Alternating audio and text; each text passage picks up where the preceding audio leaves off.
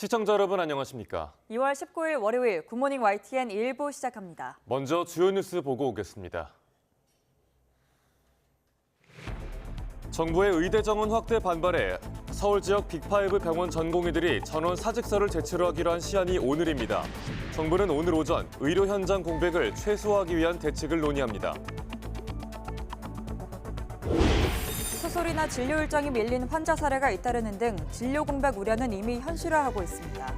환자를 볼모로 한 비윤리적인 행동이라는 비판의 목소리도 커지고 있습니다. 총선이 50여일 앞으로 다가온 가운데 2월 임시국회가 오늘 시작됩니다. 김건희 여사 주가 조작 의혹과 대장동 50억 클럽 무역 관련 특검법의 재표결 시점을 놓고 여야의 공방이 예상됩니다. 공천 심사 반환점을 둔 국민의힘이 경선을 확정하지 않은 지역구에 대한 인력 배치를 논의합니다. 더불어민주당은 이르면 오늘부터 사실상 컷오프로 여겨지는 현역 의원 평가 하위 20% 대상자들에 대한 통보를 시작합니다. 오늘 밤까지 전국에 비가 내리는 가운데 제주도와 남해안에는 100mm 이상의 호우가 예보돼 주의가 필요합니다. 주 중반에는 영하권 추위와 함께 중부지방에는 많은 눈이 내릴 걸로 보입니다. 러시아군이 우크라이나 동부 격전지인 아우디이우카 완전 장악을 선언했습니다. 무기와 병력에서 밀리고 있는 우크라이나를 상대로 러시아가 공세를 강화하고 있습니다. 첫 소식입니다. 정부의 의대 정원 확대에 반발하며 700명이 넘는 전공의가 사직서를 제출한 걸로 파악됐습니다. 이른바 빅5 대형 병원 전공의들은 오늘까지 전원 사직서를 내고 내일부터 진료 중단을 예고해서 정부는 이에 대해 엄정 대응하겠다는 방침입니다. 먼저 최기성 기자가 보도합니다. 대한전공의협의회는 주요 대형 병원 5곳 전공의 전원이 사직서를 내고 내일 아침 6시부터 근무를 중단하기로 했다고 밝혔습니다.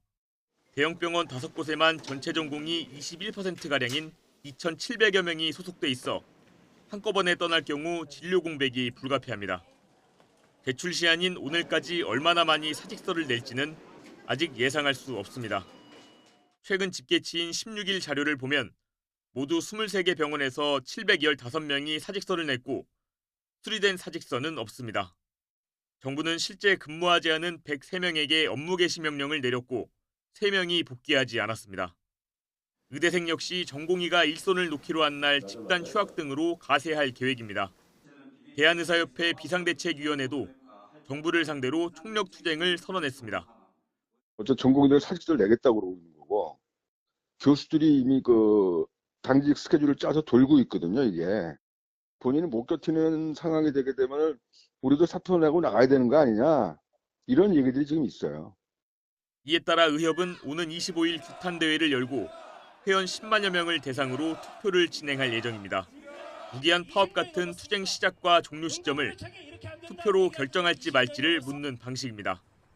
이 같은 의사단체 집단행동 움직임에 정부는 합리적인 대화의 장으로 나와달라면서도 업무 개시 명령 등 법적 대응을 예고했습니다. 전공의 분들이 실제 집단 행동에 들어갈 경우에는 정부는 국민의 건강과 생명을 지키기 위해서 법에 부여된 의무에 따라 가지고 필요한 조치를 취하도록 하겠습니다. 정부는 업무 개시 명령 뒤 복귀했다 다시 근무하지 않는 경우를 막기 위해 전공의 근무 상황을 매일 보고하라고도 명령했습니다. 또 집단 행동이 현실화할 때를 대비해 전국 400곳 응급의료기관을 중심으로 비상 진료 체계를 운영하겠다고 설명했습니다. YTN 최기성입니다. 진료 공백 우려는 이미 현실화되고 있습니다. 실제로 수술이나 진료 일정이 밀린 환자 사례가 잇따르고 있지만 하소연할 곳도 없는 처지인데요. 환자를 볼모로 한 비윤리적 행동이라는 비판의 목소리도 커지고 있습니다. 이어서 유서연 기자가 보도합니다. 서울 시내 대형 병원에 췌장암으로 입원한 아내를 돌보고 있는 박홍기 씨. 갑자기 진료 일정이 미뤄졌다는 병원 연락을 받았습니다. 이번 주 예고된 전공의들의 진료 중단 때문이었습니다. 병이 아니고 응급 환자, 암 이런 종류이기 때문에 시간을 다투고 이런 과정에서 진료가 조금 늦어진 게 대해서 조금 보호자로서 걱정이 많이 됩니다. 치료를 담당했던 의사가 사직서를 냈다며 당분간 못 보게 됐다는 통보를 받는 경우도 많습니다. 언제 다시 진료를 받을 수 있을지 환자 가족들은 불안할 수밖에 없습니다. 선생님이 아마 제가 내일부터는 이제 그만둔다, 못 나올 것이다라는 얘기만 남편한테 했대요. 균이 감염이 됐는데 이거를 제때 치료 안 하면 어떡하지? 아이 설마 지금 내가 그렇게는 위로하고 있지만 남편도 불안해하죠. 급하지 않은 수술을 미루기 때문에 문제 없다는 게 의사단체 얘기지만 당장 병상에 있는 환자와 보호자들은 속이 타들어갑니다. 내 병이 더 커질까 봐도 무섭고 전화 받고 나서는 좀 한참 울었던 것 같아요. 내가 잘못한 게 하나도 없는데 왜... 이런 가운데 의료계의 집단 행동에 대해 의료대란 우려와 함께 비판하는 목소리가 갈수록 커지고 있습니다. 간호사를 주축으로 한 보건의료노조는 의사들이 국민 생명을 내팽개치는 비윤리적인 행위를 한다고 강하게 비판했습니다. 국민 여론도 의사단체 집단 행동에 명분이 없다고 보는 추세입니다. 국민 10명 가운데 8명 가까이가 의대 정원 확대에 찬성한다는 여론조사 결과가 나왔습니다. YTN 취재진이 수술 연기나 취소 같은 현장 상황을 담기 위해 인터뷰를 시도했지만 환자나 보호자 대다수는 나중에 불이익을 받을까 봐 신원을 밝히는 걸 극도로 꺼렸습니다. 전공의 집단 사직이 코앞으로 다가오면서 진료 차질도 현실화한 가운데 아무 잘못 없이 볼모가 된 환자들의 불안감만 커지고 있습니다. YTN 유서연입니다. 이런 가운데 정부는 대국민 담화를 통해 의료계에 집단 행동을 자제해달라고 호소했습니다. 필수 의료 분야에서 고생하는 의사들에 대한 합당한 보상 등을 약속하면서도 절대적인 의사수 확보 없이는 의료개혁이 절대 성공할 수 없다고 거듭 강조했습니다. 한덕수 국무총리의 담화 내용 함께 들어보겠습니다. 늘어나는 고령 인구와 높아지는 의료 수요에 비해 지금의 의대 정원은 턱없이 부족합니다. 지금 이 상태가 지속된다면 2035년에는 의사가 1만 5천 명 부족할 것으로 보입니다. 불과 10년 안쪽에 닥쳐올 현실입니다. 전공의들의 근무 여건을 개선하여 의료 현장의 번아웃을 방지하겠습니다. 또한 지방병원 육성과 필수 의사 확보를 통해 지역 의료를 살리겠습니다. 필수 의료 현장에서 고생하시는 의사들이 합당한 보상을 받을 수 있도록 2028년까지 10조 원 이상을 투입해 필수 의료 수가를 끌어올리겠습니다. 정부는 언제든지 대화하고 소통할 준비가 되어 있습니다. 집단 행동이 아닌 합리적인 토론과 대화를 통해 이견을 좁혀나가야 한다고 간곡히 당부드립니다. 네, 주요 대학병원 전공의들이 정부의 의대 증원 계획에 반발해 병원을 떠나기로 했죠. 의사들의 집단 행동은 지난 2000년 첫 의료 파업 이후 이번이 4번째입니다. 네, 과거 세 차례 의료 파업은 어떤 배경에서 어떻게 진행됐는지 신재원 기자가 돌아봤습니다. 의사들이 처음 집단 행동에 나선 건 지난 2000년 의약 분업 사태 때였습니다. 당시 진료와 처방은 의사가, 조제와 투약은 약사가 하도록 분리하는 정책에 반대하며 총 5차례 파업을 벌였습니다. 집행부 단식과 집단 휴진, 거리 행진까지 개원의와 전공의 참여율은 90%에 달했습니다. 의약분업에 대한 정부안이 개정될 수가 없는 현 상황이라면은 우리는 그대로 이번에 휴진에 들어갈 수밖에 없습니다. 의약분업이 시행된 뒤에도 파업은 계속됐고 결국 정부는 업무 개시 명령에 불복한 의사들을 고발했습니다. 당시 파업을 이끈 의협회장은 의료법 위반 등의 혐의로 실형 선고를 받고 의사 면허가 취소됐습니다. 지난 2014년에는 원격 의료 추진에 반발해 의사들이 거리로 나섰습니다. 그러나 개원의들의 집단 휴진 비율이 전공의 참여율에 못 미치는 등 내부에서도 큰 호응을 얻지는 못했습니다. 의사들은 오늘 환자분들께 잠시 고통을 드리더라도 원격 진료와 의료 영리화 정책을 기어이 반드시 막아내고자 합니다. 2차까지 간 집단 휴진은 정부와의 합의로 철회됐지만 당시 의협회장 등 집행부 2명은 재판에 넘겨졌습니다. 지난 2020년 의사 파업은 이번 집단 행동 배경과 가장 유사합니다. 의대 정원을 늘리겠다는 정부 정책에 반발하고 나선 겁니다. 정부가 의료에 충분히 또는 조금이라도 소통하지 않고 일방적으로 의대 정원 증원의 확대, 공공의대 설립 이런 것들을 했기 때문입니다. 의사협회 파업에 의대생들이 국가시험을 거부하고 전공의들이 거리로 나서면서 파급력이 커졌습니다. 당시 정부는 업무 개시 명령을 내리고 고발에 나섰다가 코로나19 사태로 의료진 역할이 커지면서 한 달 만에 정책 철회에 합의했습니다. 그러나 바뀐 정부가 의대 정원 2,000명을 확대하기로 하면서 의사들이 4년 만에 다시 집단 행동에 나서기로 한 겁니다.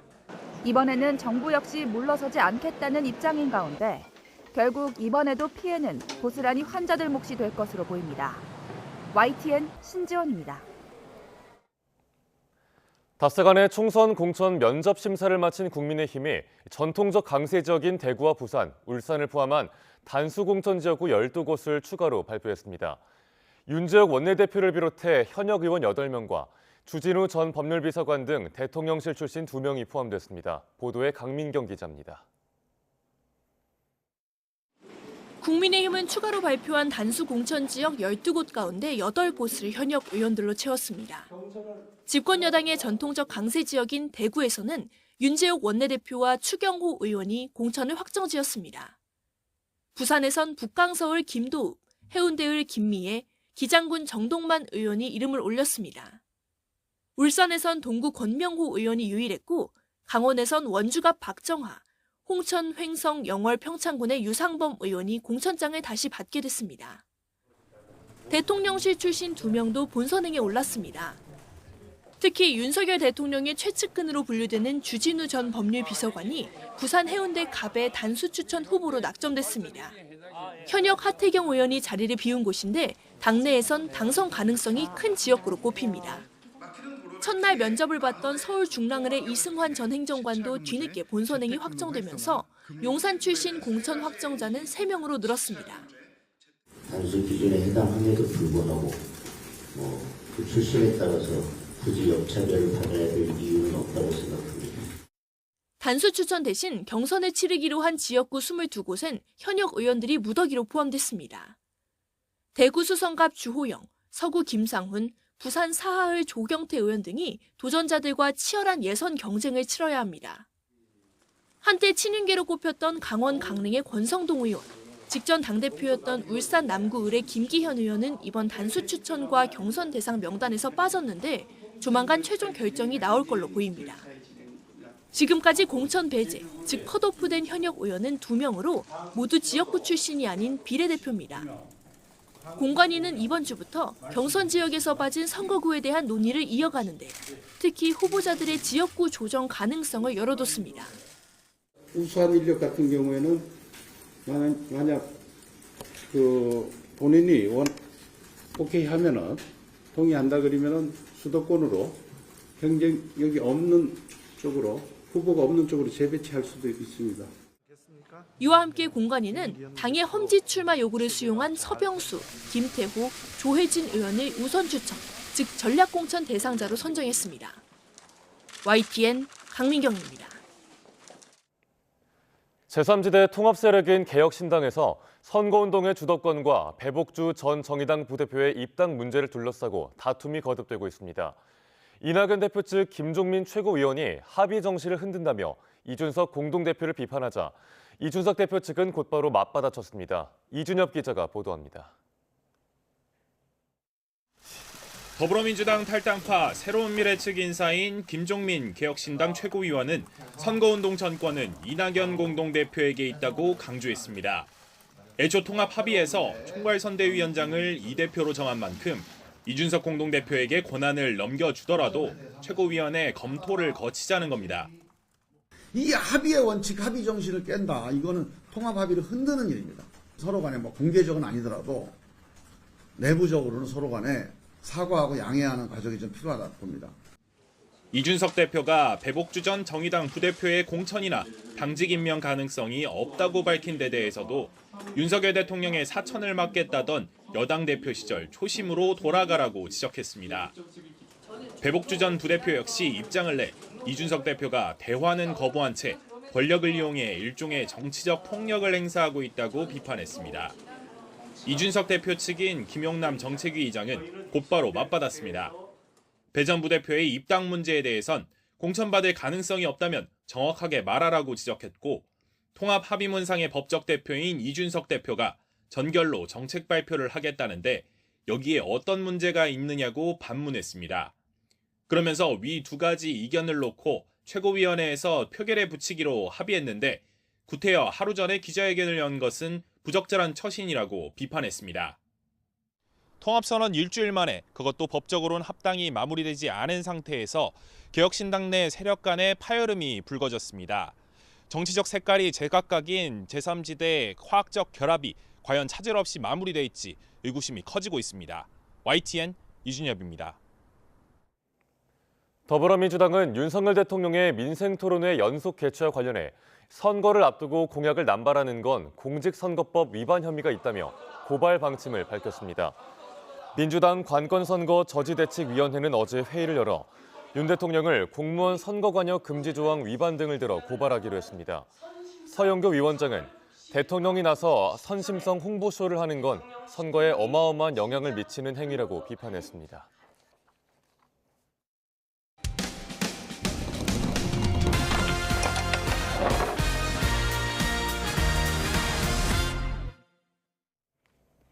지난 설 연휴 기간 애견 호텔에서 지내던 반려견이 업주의 계획에 물려 다치는 사고가 일어났습니다. 양측의 입장이 엇갈리면서 다툼으로까지 번졌는데요. 비슷한 물림 사고가 반복되고 있지만 관련 제도와 대책은 미비하다는 지적이 나오고 있습니다. 윤웅성 기자가 보도합니다. 덩치 차이가 확연한 두 개가 꼬리를 흔들며 서로 엉겨붙습니다. 약간의 몸싸움을 벌이는가 싶더니 대형견이 한쪽 다리로 중형견의 몸을 누르고 물어버립니다. 물린 개의 목덜미 세 군데엔 0.5cm 크기의 이빨 자국이 선명하게 남았습니다. 설 연휴 기간에 애견 호텔에 맡겼다가 업주가 기르는 개에 공격받은 겁니다. 다른 강아지를 보거나 그러면 불안해하고 주저앉고 오줌 실수하고 CCTV 보여달라 그래. 자기가 작동법을 모른다. 지금 에러가 뜬다. 이 말만 하시더라고요. 뒤늦게 상처를 발견한 반려견 주인은 사과와 피해 보상을 요구하러 애견 호텔 주인을 찾아갔습니다. 하지만 사고 처리 과정과 보상 금액 등을 놓고 양측 입장이 엇갈리면서 개 주인들 사이에 폭행으로 번졌고 결국 고소 등 법적 분쟁으로까지 이어지게 됐습니다. 상태를 확인했는데 아무 이상이 없어서 견주한테는 그 물림 사고에 대해서는 언급하지 않았고 치료비 부분하고 그리고 위로금으로 100만 원 제시를 했습니다. 저희가 1000만 원까지는 해줄 수 없다라는. 지난달 대전에 있는 애견 호텔에서도 물림 사고로 반려견이 눈을 심하게 다치는 등 전국적으로 비슷한 사고가 일어나고 있습니다. 하지만 대책은 미흡하다는 지적이 나옵니다.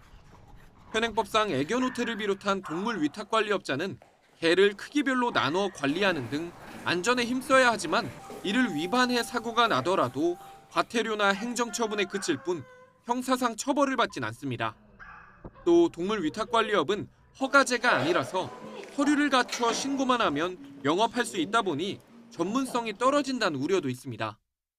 서류들을 잘 만들어내지만 실제로는 그 서류처럼 운영되지 않는데 신고제, 등록제로 운영되고 있는 게 좀 허가제로 바뀌면은 더 좋을 것 같고.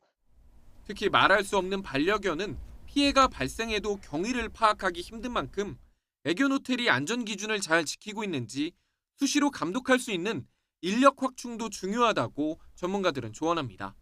YTN 윤웅성입니다. 어제 오후 6시쯤 전남 목포시 선정동의 한 아파트 3층에서 불이 났습니다. 이 불로 집안에 있던 20대 남성이 의식을 잃은 채 발견돼 병원으로 옮겨졌지만 결국 숨졌습니다.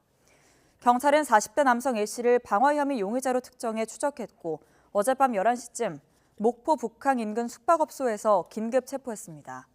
경찰은 A씨를 상대로 정확한 범행의 경위를 조사하고 있습니다. 어제 오후 5시 50분쯤 경기 수원 권선구에 있는 자동차 정비소에서 불이 났습니다. 화재 당시에 다친 사람은 없었지만 2층짜리 정비소 건물 1개 동이 불에 탔습니다. 소방은 한때 연소 확대를 우려해 담당 소방 인력 전체를 동원하는 대응 1단계를 발령했습니다. 2시간 반 만에 불을 완전히 끈 소방은 현재 화재 원인을 조사하고 있습니다. 비싼 합의금에 눈이 멀어 성폭행 피해를 본 여자친구에게 허위 증언을 종용하고 증거까지 위조한 20대 남성이 재판에 넘겨졌습니다. 검찰은 위증사범 적발 사례가 계속 늘어나는 만큼 앞으로도 강력 대응하겠다는 방침입니다. 김철희 기자가 취재했습니다. 지난해 5월 28살의 A 씨는 동거하던 전 여자친구를 성폭행하고 코뼈까지 부러뜨린 혐의로 재판에 넘겨졌습니다. 다급해진 A 씨 측은 피해자에게 진술을 번복해주면 대가를 지급하겠다며 회유했고 당시 남자친구인 B 씨도 이 사실을 알게 됐습니다. 돈이 탐났던 B 씨는 증인 신문을 연습하자며 피해자인 여자친구에게 특정 내용을 읽도록 했습니다. B 씨는 이를 녹음하고 편집해 진술이 바뀐 것처럼 꾸며 증거로 제출했습니다. 이후 직접 위증에도 나선 B 씨는 대가로 모두 5천만 원을 건네받았습니다. 하지만 재판 과정에서 제출된 녹취록과 피해자 증언 등이 엇갈리면서 범행이 탄로났고 결국 B 씨는 증거 위조와 위증 혐의로 자신까지 재판을 받게 됐습니다.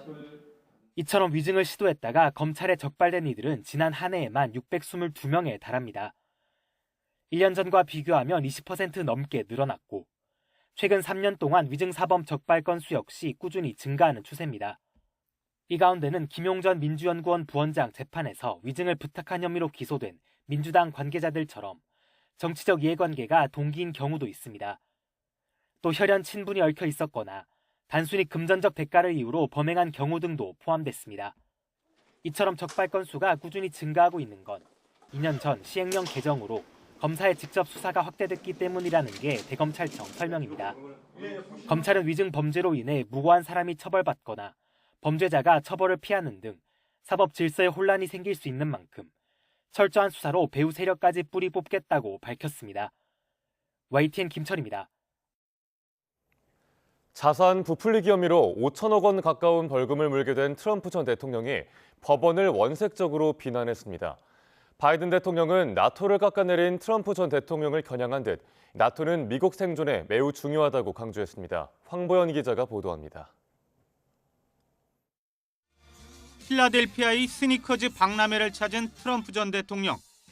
손에는 금빛으로 번쩍이는 운동화를 들었습니다.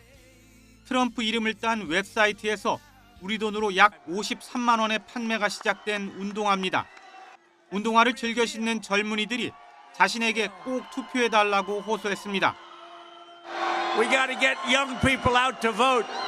And you're going to vote and we're going to turn this thing around. This country is not doing so well.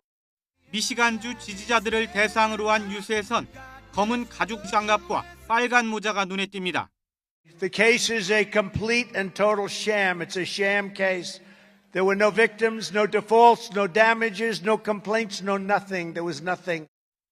지난 16일 사기 대출 의혹 재판에서 맨하튼 지방법원이 무려 4,800억 원의 벌금을 결정한 것에 발끈한 겁니다. 판사에게 막말을 쏟아내더니 배후에 바이든 대통령이 있다며 탄핵까지 거론합니다. Crooked judge, crooked judge. He's a crooked judge. Congress ought to impeach crooked Joe Biden for attacking his political opponent. 지지자들은 환호했지만 당내 유일한 경쟁 상대인 헤일리 전 유엔 대사는 4개의 형사 재판을 앞둔 트럼프의 사법 리스크를 부각하며 표심을 자극합니다. But what I do know is he's going to be in court in March and April. He's going to be in a different court in April and May. 집권 민주당은 나토를 깎아내린 트럼프를 집중적으로 공격했습니다. 나토의 중요성을 또 한 번 강조한 바이든 대통령은 역사적 지식 부족과 책임 결여를 이해 못하겠다며 트럼프를 겨냥했습니다. NATO is critical to our survival. NATO has held we have never been able to avoid a European conflict. 힐러리 클린턴 전 국무장관은 트럼프가 대선에서 승리하면 미국의 나토 탈퇴가 현실이 될 것이라고 경고했습니다. YTN 황보연입니다.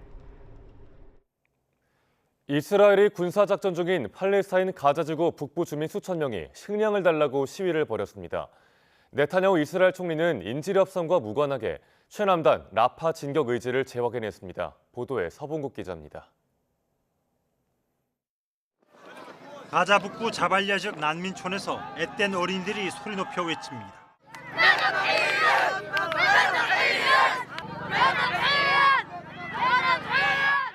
이스라엘군이 초기 지상작전을 시작할 때 집중적인 공격을 받았던 자발리아 난민 캠프와 가자시티 주변. 식량과 의약품 등의 지원 물품이 제대로 공급되지 않으면서 간염을 비롯해 여러 병이 돌고 있는 상황입니다. 여성까지 2,000명에 가까운 난민들이 항의 시위와 거리 행진을 벌인 건 이 때문입니다. حتى الأدوية تمنع عن هذه المنطقة. هناك أمراض منتشرة بشكل كبير في المستشفيات وفي المناطق وفي المدارس. 현재 가자 지구는 이스라엘의 공격으로 전체 인구의 80%가량이 난민이 됐고 4분의 1 이상이 기아 상태인 것으로 전해지고 있습니다. 상황이 이런데도 네타냐후 총리는 피난민 140만 명이 몰린 최남단 라파에 대규모 군사작전 전개를 재확인했습니다.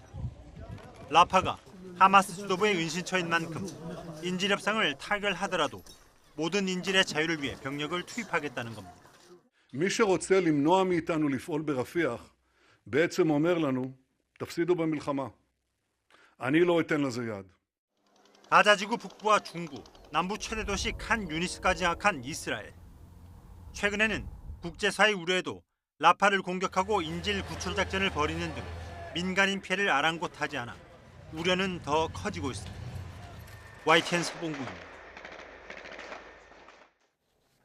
이스라엘군의 파상 공세로 궁지에 몰린 하마스가 가자지구 지도자 야히야 신와르를 대체할 인물을 찾고 있다고 요아브 갈란트 이스라엘 국방부 장관이 밝혔습니다. 가자 전쟁 평가회의를 가진 갈란트 장관은 이스라엘군의 공세로 하마스는 칸 유니스의 전투 부대가 붕괴하고 최후의 보루인 최남단 도시 라파마저 공격받을 위기에 처한 상황이라고 말했습니다. 갈란트 장관은 이어 하마스는 현장 지휘관들을 신뢰하지 않으며 해외에 머무는 하마스 지도부는 새로운 가자지구 지도자를 찾고 있다고 주장했습니다. 러시아군이 우크라이나 동부 격전지 아우디 이우카의 완전 장악을 선언했습니다. 무기와 병력에서 밀리고 있는 우크라이나군을 상대로 러시아군이 전선 곳곳에서 공세를 강화하고 있습니다. 이종수 기자입니다. 러시아와 우크라이나가 최근 화력을 쏟아부은 격전지 아우디우카가 러시아군에 점령됐습니다. Подразделениями группировки войск «Центр» под командованием генерал-полковника Андрея Мордвичева взят под полный контроль город Авдеевка Донецкой Народной Республики. 러시아군이 이번에 장악한 영토 면적은 모두 31제곱킬로미터. 우크라이나군은 1,500명 이상 병력을 잃은 것으로 알려졌습니다. 기세가 오른 러시아군은 서부와 남부 5개 전선에서 방어선을 뚫으려 압박하고 있습니다. 우크라이나군은 탄약 등 무기 부족에 2년 가까이 전쟁을 치르며 병사 모집도 어려움을 겪고 있습니다. 위기 상황에서 젤렌스키 우크라이나 대통령은 미국에 무한 신뢰를 보이며 지원을 거듭 촉구했고 미국 정부도 화답했습니다. Чи вважаю я, що це зрадницька позиція? Ні, тому що я не думаю, що наш стратегічний партнер може дозволити собі не підтримати Україну. It reminds us why our support for Ukraine is so important. Because Ukraine is fighting back heroically against Putin's continued brutality. 하지만 서방 국가들이 지원 의지만 강조하고 실제 지원은 미루고 있는 가운데 격전지까지 내주면서 우크라이나군이 전쟁 초기 몇 달 이후 가장 위태롭다고 뉴욕타임스는 진단했습니다. YTN 이종수입니다. 옥중 사망한 러시아 반정부 운동가 알렉세이 나발리의 시신이 시베리아 북부 살레아르트 마을 병원에 안치돼 있다고 독립매체 노바야 가제타 유럽이 보도했습니다. 라트비아에서 발행되는 이 매체는 익명의 구급대원 제보자를 인용해 나발리의 시신에 멍 자국들도 발견됐다고 전했습니다. 제보자는 나발리 몸의 멍 자국들은 경련과 관련이 있다면서 다른 사람들이 경련을 일으킨 사람을 붙잡았을 때 경련이 너무 강하면 멍이 생긴다고 설명했습니다. 또 나발리의 가슴에 든 멍은 심폐소생술을 시도한 흔적이라며 교도소 직원들은 나발리를 살리려고 노력했지만 아마도 심장마비로 사망했을 것이라고 추정했습니다. 러시아 교도소 당국은 나발리가 지난 16일 산책 후에 쓰러졌으며 의료진이 응급 조치했지만 살리지 못했다고 발표했습니다. 춘절 연휴 기간에 타이완 해경에 쫓기다가 중국 어민 2명이 숨지면서 이 사건의 파장이 이어질 것으로 보입니다. 또 이번 주에는 미국 하원 의원의 타이완 방문도 예정돼 있어 양안 사이 경랑의 고비가 될 전망입니다. 베이징에서 강정규 특파원이 보도합니다. 뒤집힌 보트 안에서 물에 빠진 사람을 끌어올립니다. 지난 14일 중국 본토에서 불과 2km 떨어진 타이완 진먼다오 주변 해역에서 벌어진 일입니다. 타이완 해경의 검문을 피해 달아나던 중국 어선이 전복되면서 선장 등 2명이 물에 빠져 숨진 겁니다. 타이완 당국은 불행한 사건에 유감을 표명한다면서도 법 집행에 결코 부당함은 없었다고 밝혔습니다. 那我们徐防艇立即展开搜救，那陆续救起4个大陆渔民，那其中2个生还，那目前在本队进行侦讯。 중국의 공식 반응은 춘절 연휴가 끝난 직후에 나왔습니다. 먼저 해경이 사고 해역에서 상시 순찰 방침을 발표했습니다. 국무원 타이완 판공실은 양안 사이에 금지 제한 수역이란 없다며 추가 조치를 시사했습니다. 海峡两岸同属一个中国，根本不存在所谓禁止、限制水域一说。大陆方面保留采取进一步措施的权利，一切后果由台方承担。 앞서 중국이 민간 항로 변경을 일방적으로 통보하자 타이완은 대륙 단체 관광 금지로 응수했습니다. 이번 주엔 대중 강경파인 미국 공화당 소속 마이크 갤리거 하원 의원이 타이완을 방문합니다. 5월 20일 라이칭더 차기 총통 취임식을 앞두고 잠잠했던 양안 사이 경랑의 고비가 될 전망입니다. 베이징에서 YTN 강정규입니다. 최근 우리와 외교 관계를 맺은 쿠바는 니켈과 코발트의 주요 매장지인데요. 따라서 미국의 경제 제재가 해제되면 신흥시장으로 떠오를 수 있다는 분석이 나왔습니다. 한편 형제국이었던 쿠바로부터 뒤통수를 맞은 북한은 대남 위협과 함께 일본 기시다 총리의 방북 카드를 띄우며 심리전을 펴고 있습니다. 신현준 기자가 보도합니다. 지난 14일 전격적으로 우리의 193번째 수교국이 된 쿠바. 대통령실은 미국의 경제 제재가 풀리면 쿠바가 신흥시장으로 부상할 수 있다고 진단했습니다. 특히 2차 전지 생산에 필수적인 니켈 생산량은 세계 5위, 코발트 매장량은 세계 4위여서 광물 공급망 분야에서 협력 잠재력이 크다는 겁니다. 또 쿠바는 전력 사정이 좋지 않고 미국의 금수 조치로 생필품이 부족해 생활용품이나 전자제품, 발전기 등 분야에서 우리 기업의 진출이 가능할 것으로 기대했습니다. 정부는 미국의 제재로 쿠바와의 직접 교역이 상당 부분 제한되지만 이번 수교를 계기로 차근차근 협력 기반을 조성해 나가겠다는 계획입니다. 앞으로 우리 정부는 쿠바 정부와 상호 상주 공간 개설 등 우호 증진을 위한 후속 조치를 적극 협의해 나갈 것입니다. 형제국 쿠바의 수교로 충격을 받은 북한은 강원 양면 작전을 펼치고 있습니다. 서해 북방 한계선을 부정하고 무력 도발을 위협하면서 일본에 대해선 기시다 총리의 방북 가능성을 언급하며 유화의 손짓을 보내고 있는 겁니다. 외교적 고립을 피하면서 한미일의 대북 공조를 흔들어 보겠다는 복합적 의도가 깔린 것으로 풀이됩니다. 한미일 공조가 뭐 어느 때보다 지금 공고하게 지금 다져진 그런 상태고 북일 관계가 개선되기에는 많은 이제 난관들이 있습니다. 그 핵심 난관이 결국은 이제 일본인 납북자 문제와 그리고 핵 미사일 문제죠. 또 쿠바가 국제 무대에서 북한이 아닌 우리의 입장을 지지하기는 쉽지 않은 만큼 장기적 관점에서 접근해야 한다는 의견도 나오고 있습니다. YTN 신현주입니다.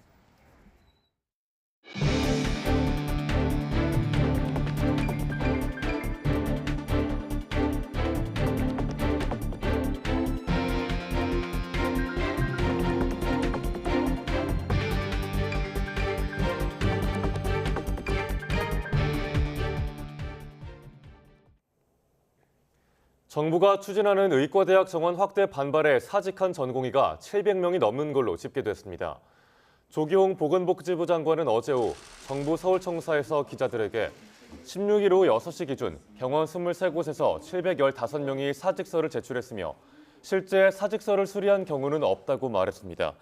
이런 가운데 세브란스 병원 소아청소년과 등 일부 진료 과목 전공의들이 오늘부터 사직서를 제출하고 근무를 중단하기로 했습니다.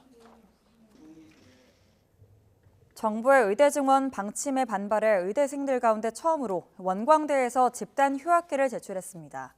교육부는 원광대학교 의대생 160명이 그제 전산으로 휴학원을 신청한 사실이 확인됐다고 밝혔습니다. 이로써 전국 의대생들이 동맹 휴학을 결의한 이후 실제로 휴학계를 낸 첫 사례가 나왔습니다.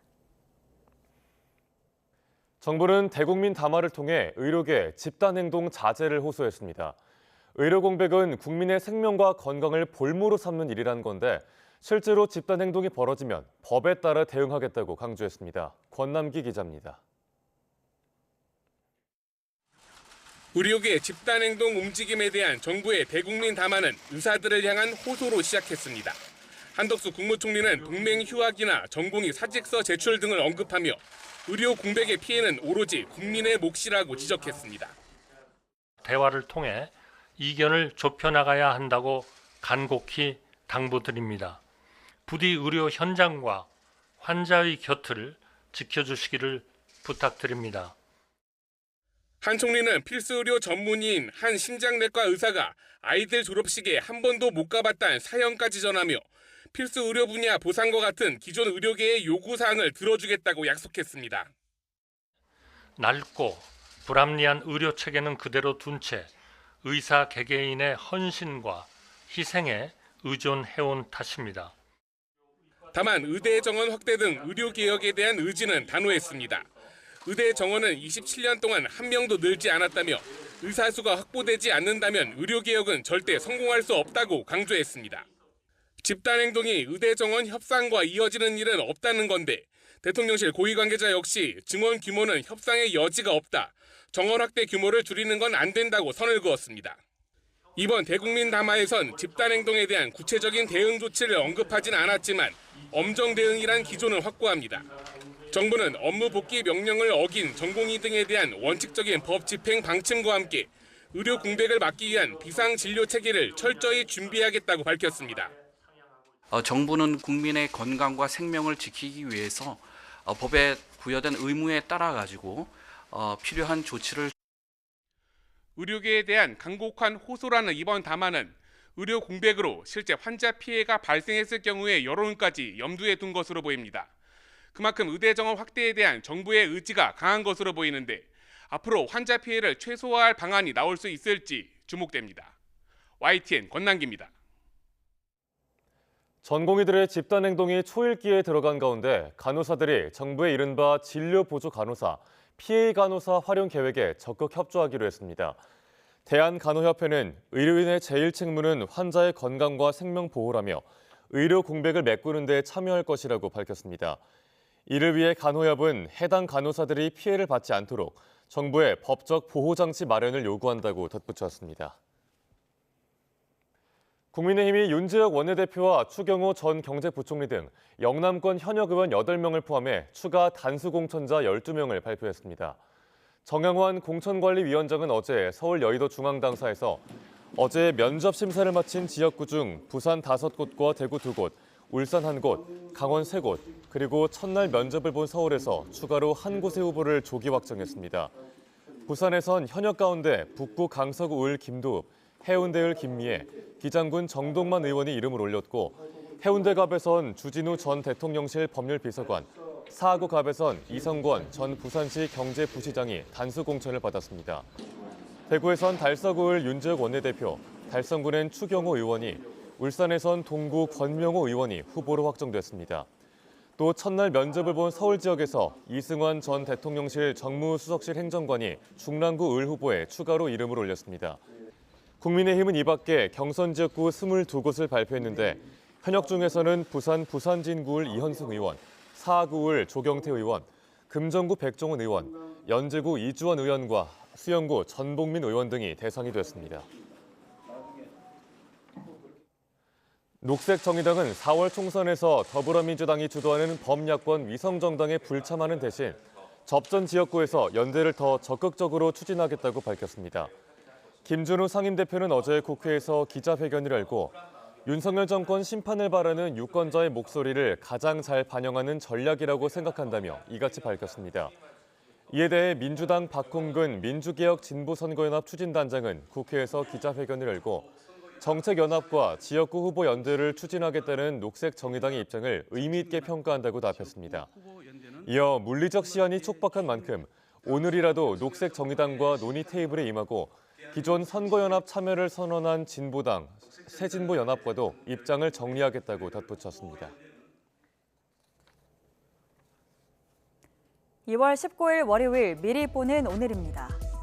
정부의 의대 증원 확대에 반발하는 세브란스 병원의 소아청소년과 등 일부 진료 과목 전공의들이 오늘부터 사직서를 내고 근무를 중단하기로 했습니다. 세브란스 소아청소년과의 한 전공의는 오늘 1년차에서 3년차에 사직서를 전달하고 잠시 후 아침 7시부터 파업에 들어간다고 말했습니다. 이에 따라 세브란스는 관련 공지를 내고 오늘 예정된 수술의 절반 이상을 취소하기로 했습니다. 또 이외에도 빅5 병원에 해당하는 서울대와 삼성서울, 아산과 성모병원의 전공의들은 오늘까지 사직서를 내고 내일 오전 6시부터 근무를 중단하기로 했습니다. 의료계 집단행동이 본격화하는 가운데 정부는 의료 공백을 최소화하기 위한 대책을 논의합니다.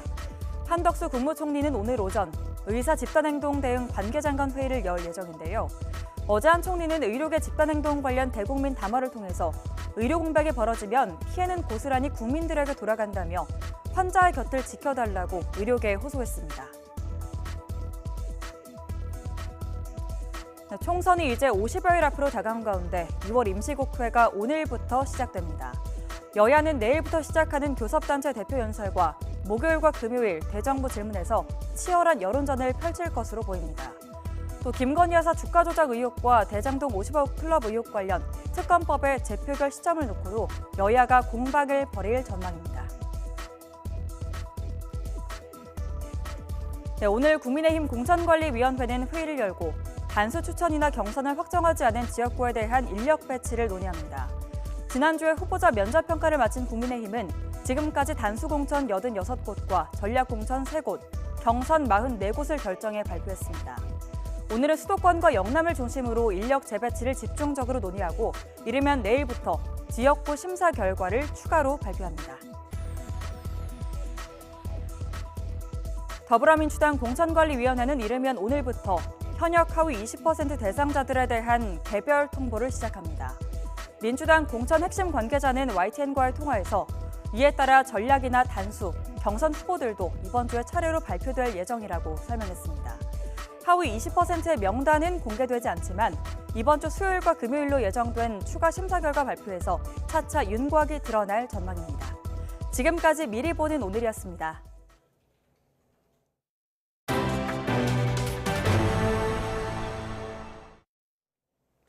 국내 자영업자들은 꾸준히 늘고 있지만 이들의 소득은 계속 줄어드는 걸로 나타났습니다. 특히 소득 하위 구간에서 감소세가 두드러지는 등 자영업자들의 부익부 빈익빈 현상이 뚜렷해지고 있습니다. 김선희 기자가 보도합니다. 나홀로 사장이 많아지며 사업 소득을 신고한 자영업자는 꾸준히 늘고 있습니다.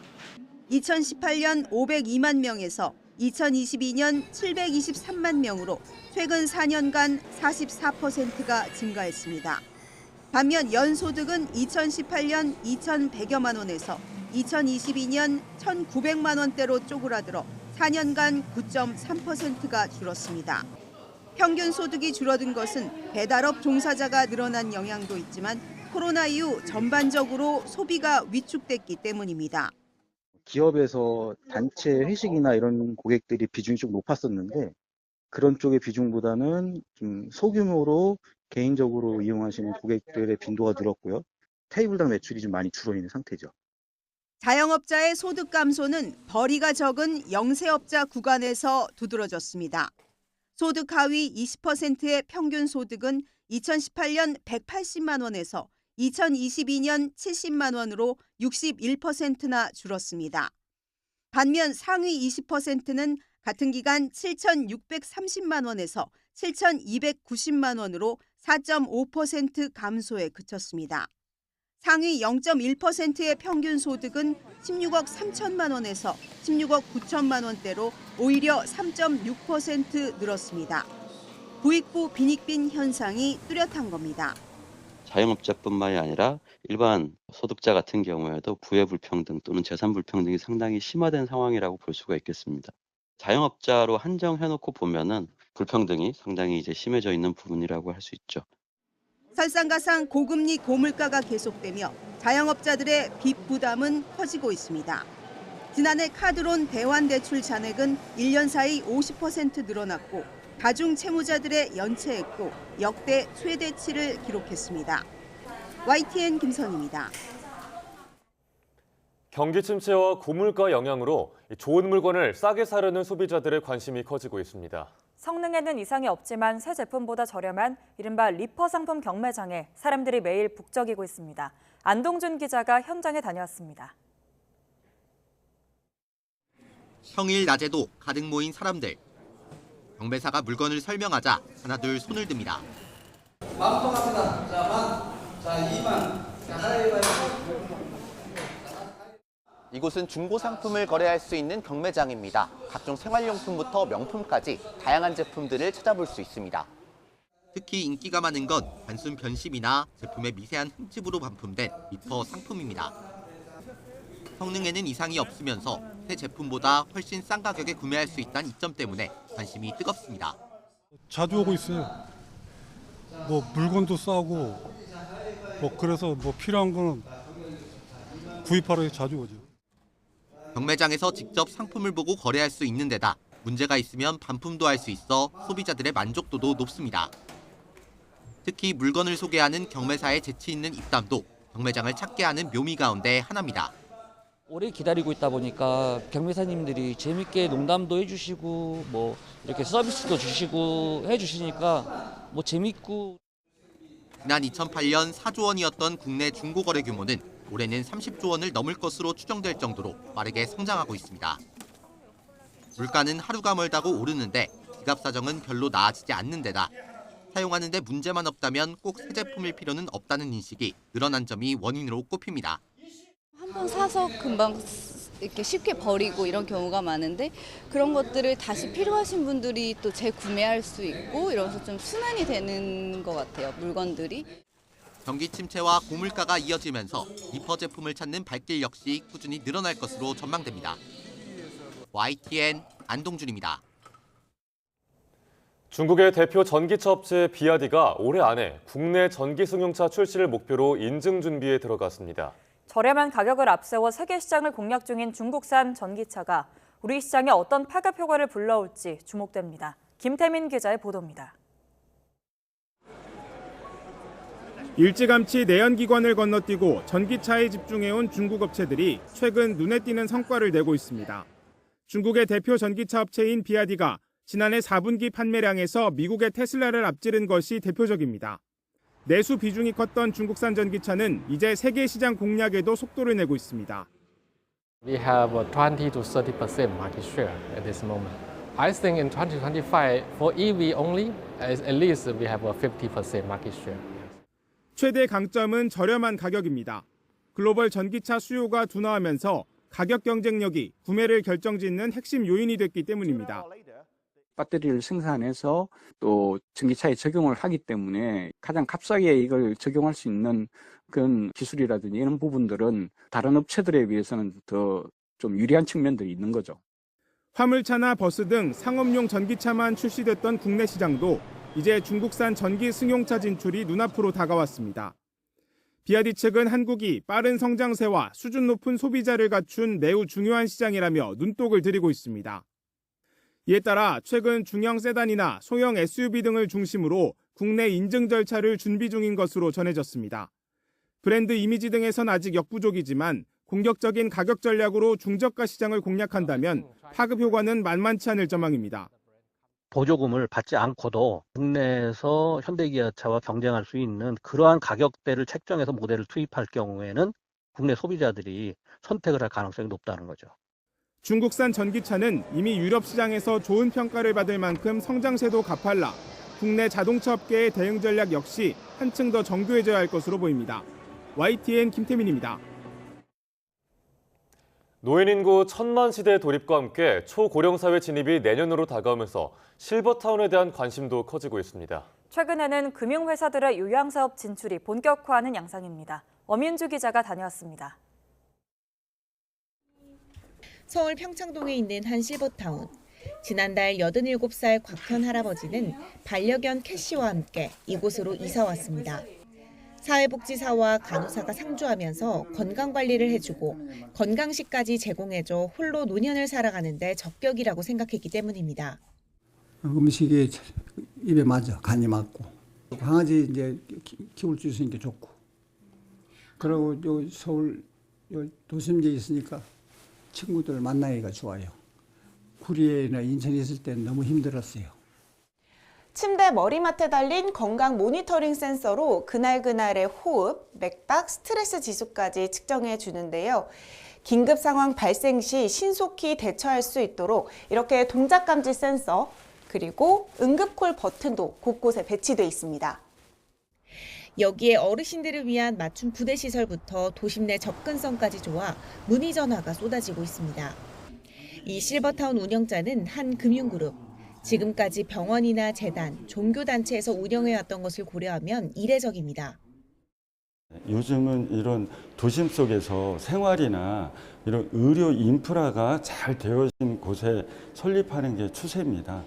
혼자 계신 것보다는 이렇게 단체 생활을 통해서 이렇게 생활하시는 만족도가 더 높다고. 이처럼 인구 고령화가 가속하면서 금융권의 요양사업 진출도 본격화하는 양상입니다. 최근에는 보험업권을 중심으로 관련 TF를 꾸리거나 요양시설 설립을 준비하는 등 어르신 대상 사업이 활발하게 추진되는 추세입니다. 금융권으로서는 이미 확보된 고객들을 활용해 실버 사업으로 영역 확장에 나서겠다는 전략입니다. 요 60대 실버가 특히 VIP 고객의 범위 안에 들어가는 고객들 그 비율이 굉장히 높기 때문에 이 사람들을 대상으로 해서 어떠한 사업을 시작할 그런 계기가 충분히 있다 이렇게 생각이 드는 거죠. 자식 도움 없이 스스로 편안한 노후를 보내겠다는 수요가 끊이지 않는 만큼 관련 사업을 향한 금융권 진출은 더욱 활발해질 전망입니다. YTN 엄윤주입니다. 그룹 방탄소년단의 제이홉이 다음 달 새 프로젝트 호프 온 더 스트리트를 선보인다고 소속사 빅히트뮤직이 밝혔습니다. 제이홉은 자신의 생일인 어제 방탄소년단 공식 SNS에 새 프로젝트를 예고하는 영상을 공개했습니다. 이 영상은 방탄소년단의 메인 댄서인 제이홉의 과거 안무 연습 장면으로 시작해 2015 숫자가 2024로 바뀌며 현재 제이홉을 보여줍니다. 빅히트뮤직은 이번 프로젝트는 제이홉의 아이디어에서 시작됐는데 제이홉은 입대 전 심혈을 기울여 모든 준비를 마쳤다며 이번 프로젝트가 팬들에게도 즐거움으로 다가가길 바란다고 밝혔습니다. 오늘은 절기 우수답게 포근한 날씨가 이어지고 있습니다. 또 현재 전국에 비가 내리고 있는데요. 특히 남해안을 중심으로는 호우특보가 내려진 가운데 시간당 20mm 안팎의 강한 비가 집중되고 있습니다. 오늘 밤까지 예상되는 비의 양은 경남 남해안에 80mm 이상, 전남 남해안과 제주도에도 최고 60mm의 비가 더 내리겠습니다.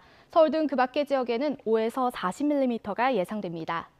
비와 함께 전국적으로 바람도 강하게 불겠습니다. 특히 남해안과 제주도를 중심으로는 강풍특보가 발효 중입니다. 시설물 관리와 안전사고에 각별히 유의하시기 바랍니다.